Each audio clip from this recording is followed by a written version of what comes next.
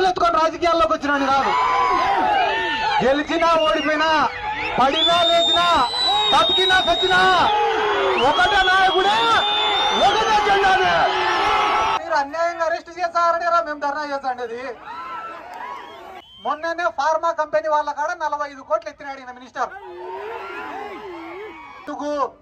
అన్యాయం జరిగింది, పాపం ఆయన ఆత్మహత్య యత్నం చేసినాడని తెలుసుకొని నిన్న ఆయన ఇంటికి వెళ్ళడం జరిగింది. మేము ఆయన ఇంటికి వెళ్ళిన తర్వాత అక్కడ విలేకరులు నన్ను అడిగినారు, దీనిపైన మీ స్పందన ఏముంది అని అడిగితే నేను మంత్రి గారిని అడిగిన, సార్ మీరేం సార్ అంత ఖాళీగా ఉన్నారా, మీకేం పనులు లేవా, మీకు ఒక శాఖ ఇచ్చినారు కదా సార్ పని చేయమని, ఆ పనులన్నీ సాధించుకొని ఈ పిల్లోని మీద ఎందుకు పడినావు సార్, నువ్వు తప్పు కదా సార్, నీకు 10 మందికి మేలు చేసేదానికి, ఈ కర్నూలుని అభివృద్ధి చేసేదానికి మంత్రి పదవి ఇస్తే ఆ పిల్లోడి పైన పగ తీర్చుకునేదానికి నీ మంత్రి పదవిని వాడుకుంటాను కదా సార్, తప్పు సార్ అని చెప్పి నేను మీ మీడియా వాళ్ళకి చెప్పిన.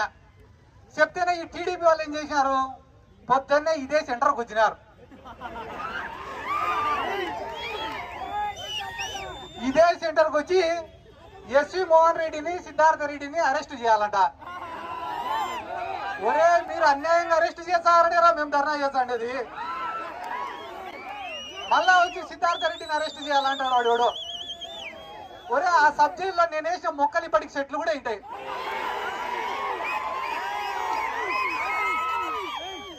మళ్ళా కొత్తగా వచ్చి వీళ్ళు నాకు సబ్జెక్టుని పరిచయం చేస్తామంటే నవ్వేదానికే ఏడ్చేదానికే ఇవన్నీ సిగ్గుండాలన్నా.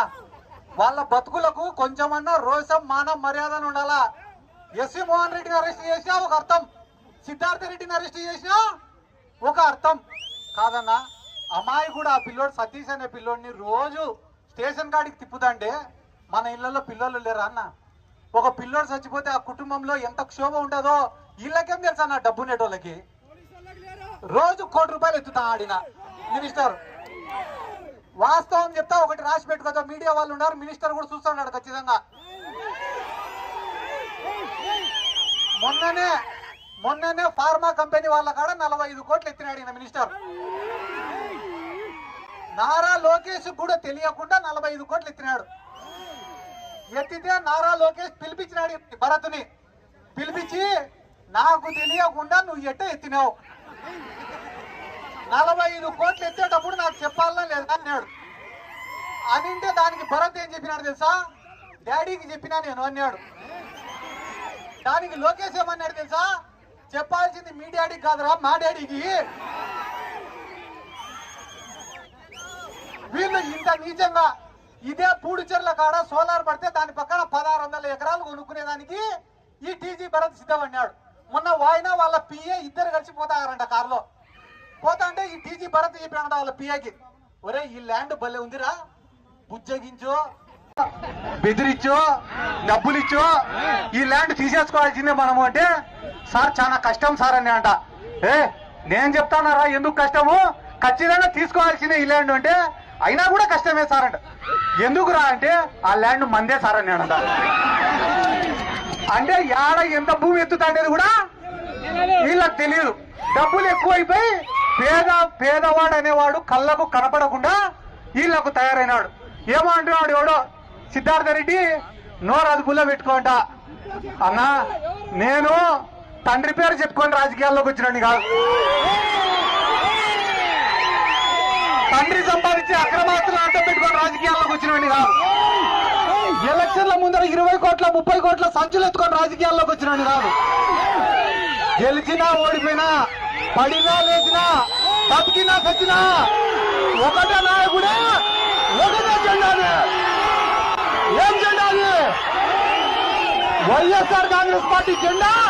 మన నాయకుడు వైఎస్ జగన్మోహన్ రెడ్డి గారు. మా హఫీజ్ అన్న చెప్పినాడు ఇందాకనే, సతీష్ వాళ్ళ అమ్మ ఉసురు తగులుతుంది అన్న. ఎంతమంది పేదవాళ్ళని కర్నూలు టౌన్ లో ఇబ్బంది పెడుతున్నారో నాకు తెలుసు. ఎందుకంటే ప్రశాంతమైన వాతావరణం ఉంటుంది ఇక్కడ. ఎంప్లాయీస్ ఉంటారు, వ్యాపారం చేసుకునే వాళ్ళు ఉంటారు, చదువుకునే వాళ్ళు ఉంటారు, వైశ్యాస్ ఉన్నారు, ముస్లింస్ ఉన్నారు, అన్ని కులాల వాళ్ళు, అన్ని మతాల వాళ్ళు కలిసిమెలిసి ఉన్న ప్రాంతం అన్న ఈ కర్నూలు. కర్నూలు అంటే ఒక చరిత్ర ఉన్న ప్రాంతం అన్న. అటువంటి ప్రాంతంలో అధికారం ఇచ్చినారు కదా అని చెప్పి మీరు ఫ్యాక్షన్ రాజకీయాలు చేస్తే నిజం చెప్తానన్నా మీకు ఫ్యాక్షన్ స్పెల్లింగ్ కూడా తెలీదు. మీ ఉనికి కోసం, మీ రాజకీయాల కోసం అమాయకుల పైన మీరు ఫ్యాక్షన్ చేస్తే అన్న అది తిరిగి తిరిగి మీ దగ్గరే ఆగుతుందని కూడా ఈ సందర్భంగా నేను చెప్తానా. చిన్న వయసులో మీకు అధికారం ఇచ్చినారు, దాన్ని సద్వినియోగం చేసుకోండి. ఒక 20 ఏళ్ళు ఈ కర్నూలు ప్రాంత ప్రజలు మిమ్మల్ని గుర్తుపెట్టుకునేలాగా పరిపాలన చేయండి తప్ప సామాన్యులను అమాయకులను ఇబ్బంది పెట్టేలాగా కాదని చెప్పి ఈ సందర్భంగా నేను మీకు అందరికీ తెలియజేసుకుంటూ, అన్ని రకాలుగా కూడా మా ఆఫీస్ అన్న కానీ, అహ్మద్ అలీ గాని, మా మోహన్ అన్న కానీ క్లియర్ గా చెప్పినారు. ఈయనే కర్నూలు హాస్పిటల్ ఉంది, కర్నూలు హాస్పిటల్లో కలెక్షనే, మున్సిపాలిటీలో కలెక్షనే, మట్కాలో కలెక్షన్, బెట్టింగ్లలో దీనికంతా హెడ్ ఎవరంటే ఈ 3 టౌన్.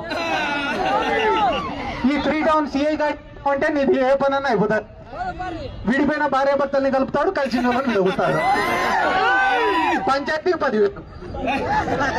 వీళ్ళు కూడా బయట బోర్డు పెడితే సరిపోతుంది. ఇంకా లేటెస్ట్ గా మర్డర్ కేసుకి అయితే 1,00,000 రాజీకి, అటెంప్ట్ మర్డర్కి అయితే 50,000, మొగుడు పిల్లల పంచాయతీకి అయితే 20,000, సెటిల్మెంట్ ఉంటే 20-30. ఎందుకంటే జనాలకు కూడా క్లారిటీ అనేది ఇంపార్టెంట్. కాబట్టి బాలుకి ఈరోజు అన్యాయం జరిగింది. ఒక మనిషిని నాయకుడిగా తయారు చేసే కూడా వీళ్ళే. ఆ పిల్లోడు ఈ రోజు మైకు పట్టుకొని మాట్లాడుతుంటే భయపడాలే, ధైర్యంగా అనర్గళంగా అతనికి జరిగిన అన్యాయాన్ని చెప్పుకుంటూ ఈ ప్రభుత్వాన్ని ఎండగట్టినాడు. అంటే ఆయనలో ఉండే నాయకత్వ లక్షణాలను బయటికి తీసింది కూడా తెలుగుదేశం పార్టీ వాళ్ళే అని చెప్పి ఈ సందర్భంగా నేను తెలియజేసుకుంటూ, ఎన్ని పనులన్నా రైతులకు రేట్లు లేక కొట్లాడుకొని చచ్చిపోతున్నారు, ఆత్మహత్యలు చేసుకొని చచ్చిపోతున్నారు. సార్ అదే అన్న నేను చెప్పేది. వెనక పక్క చూడు, భూములు కబ్జా చేస్తున్న టీడీపీ వాళ్లకు బుద్ధి లేదు. అమ్మా నేను చెప్పినా కదా, నా మీద కొట్టాడుతేట మనం అదే చెప్తానమ్మా.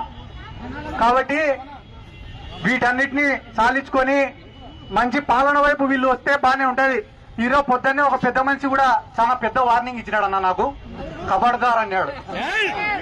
ఇక బానే ఆయన స్పెల్లింగ్ చూసి నేను ఖబర్దార్ అన్న. నేను కూడా ఆయనకు ఒక మాట ఏం చెప్తాను అంటే, నాకన్నా 30 ఏళ్ళు పెద్దోడు ఉంటాడు వయసులో, ఎవరో ఆయన పేరు తెలియదు.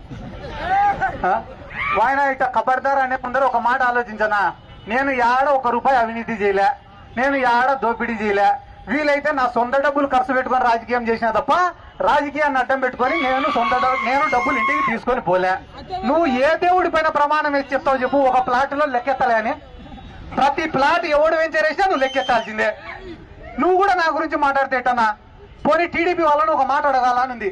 మీరు అవినీతి పనులు దేవుడి పైన ఒట్టేస్తారా అని అడుగుదామనుంది. వీళ్ళు అబద్ధం చెప్పేదే దేవుడి మీద ఒట్టేసి, ఎందుకంటే తిరుమల లడ్డూనే వదిలిపెట్టాలా వీళ్ళు దేవుణ్ణి. ఇప్పుడు నేను దేవుడిని ఎత్తుకోతారా ఒట్టేస్తారా అంటే దేవుడినే ఎత్తుతారు వీళ్ళు. కాబట్టి ఈ ప్రజలను కూడా నేను ఒక్కటే విజ్ఞప్తి చేస్తానన్నా, నిత్యం ప్రజల్లో ఉండేవాడిని నాయకుడిగా ఎన్నుకోండి, మీకోసం పోరాడేవాడిని నాయకుడిగా ఎన్నుకోండి, మీకోసం కష్టపడేవాడిని నాయకుడిగా ఎన్నుకోండి, మీకోసం జీవితం త్యాగం చేసేవాడిని నాయకుడిగా ఎన్నుకోండి. కానీ యాడ్నో కోటలో ఉండేటువంటి నాయకుడిగా ఎన్నుకుంటే ఇట్టనే ఉంటదన్న పరిస్థితి. గుడిసెలలో కూడా కోట్లు వేసుకొని బతకాలంటే కష్టం కదన్నా. కాబట్టి ఒక నాయకుడిని ఎన్నుకునేటప్పుడు 1కి 10 సార్లు ఆలోచించి ఎన్నుకోవాల్సిందిగా మిమ్మల్ని అందరినీ కోరుకుంటూ, ఈ రోజు ఒక్క పిలుపుతో ఒక పిల్లోడికి మద్దతుగా ఇన్ని వేల మంది వచ్చినందుకు ప్రతి ఒక్కరికి నా శిరస్సు వంచి నమస్కారాలు తెలియజేసుకుంటూ, ఎల్లప్పుడూ